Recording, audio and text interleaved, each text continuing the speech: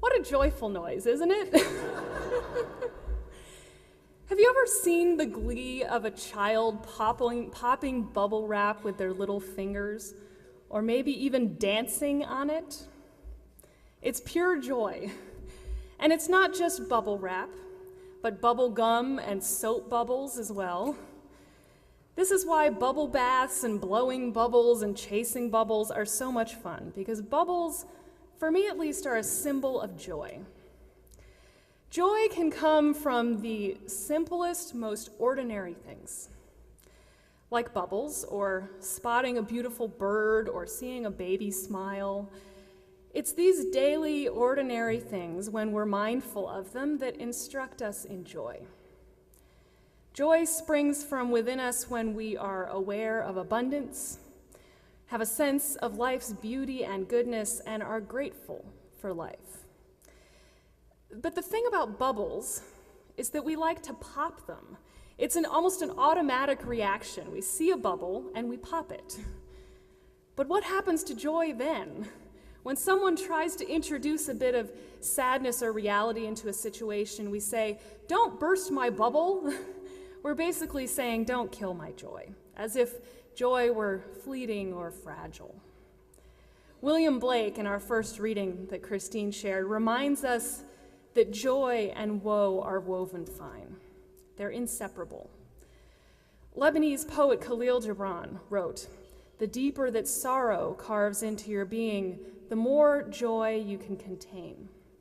He gives as examples the fact that the cup that holds your wine has been burned in a potter's oven, or the lute that soothes your spirit was hollowed with knives.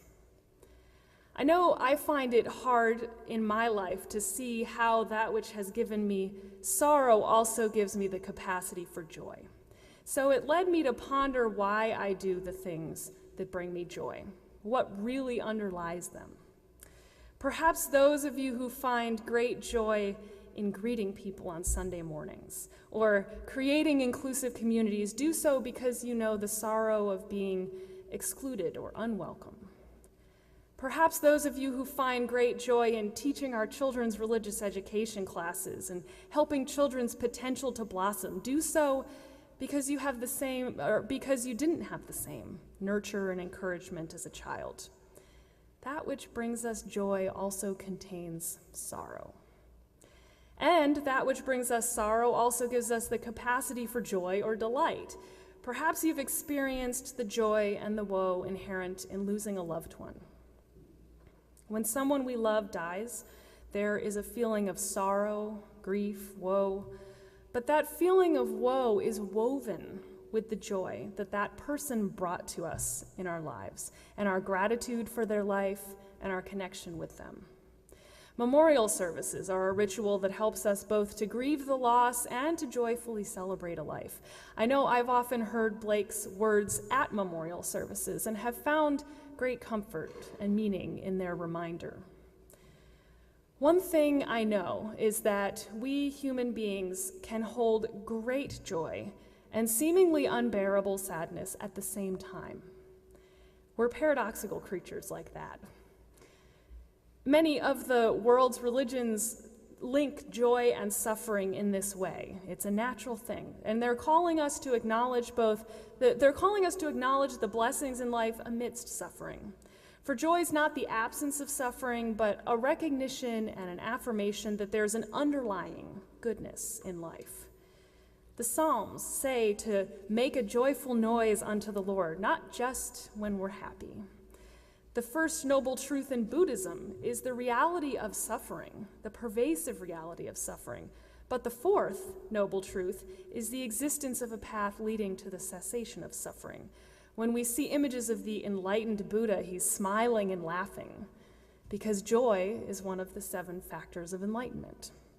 The book of Galatians in the Christian scripture says the fruit of the Spirit is love, joy, peace, and long-suffering. Both human suffering and joy are linked together with the Spirit of God.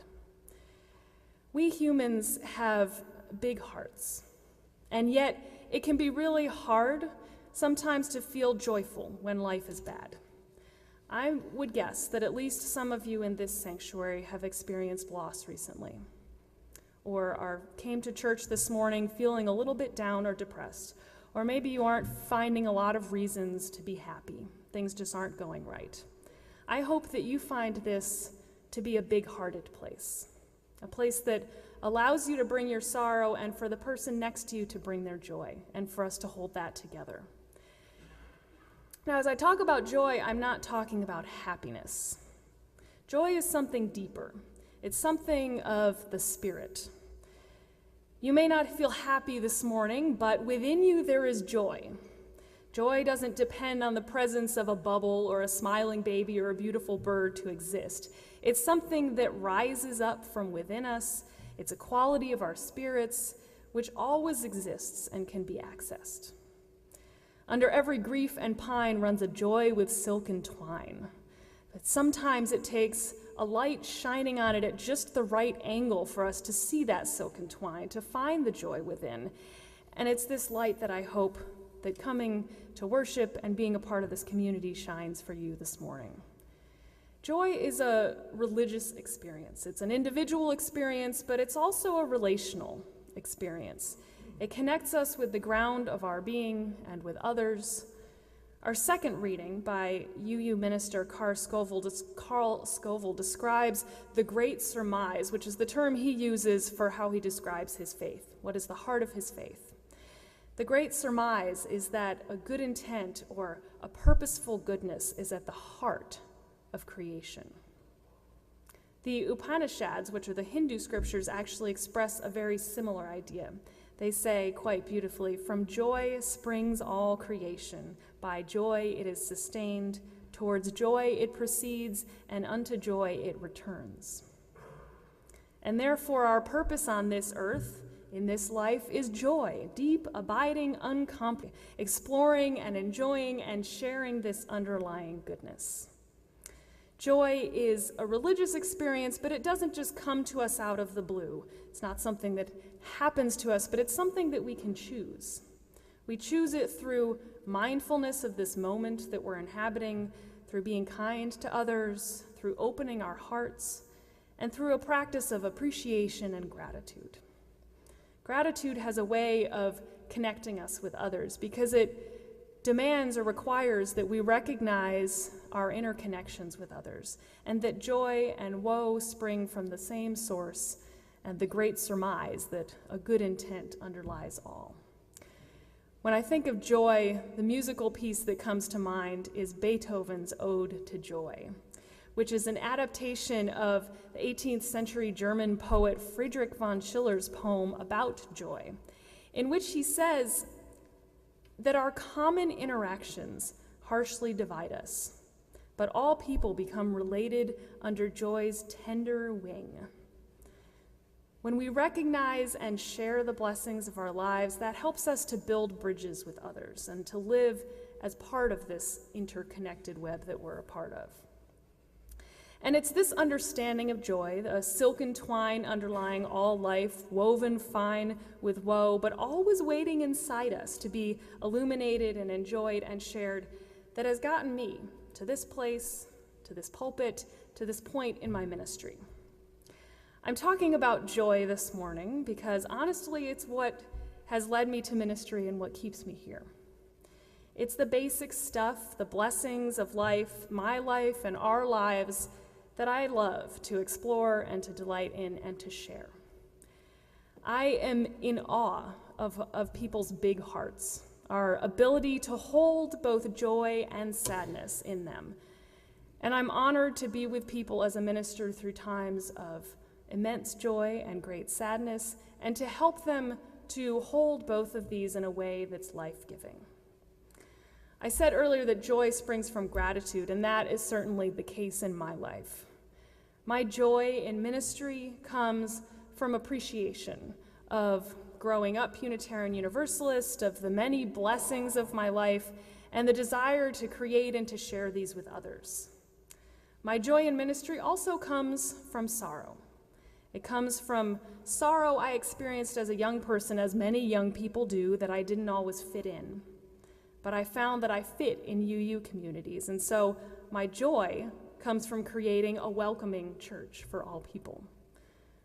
My joy in ministry also comes from the sorrow of seeing many of my peers, as a high schooler, seeing many of my peers leave church around that time, and my desire to do church better because of this experience. Our second reading says, neither duty nor suffering nor progress nor conflict, not even survival is the aim of life, but joy, deep, abiding, uncompromised joy. Joy and gratitude have moved me to be a minister, and illuminating the joyful silken twine is my aim. But I'm wondering, how are you called to share your joy? We don't often think of maybe what we do on a daily basis as sharing joy, but I'm sure you do things that have that effect. This summer, Reverend White and I have led a weekly class and preached from the book Soul of a Citizen by Paul Loeb.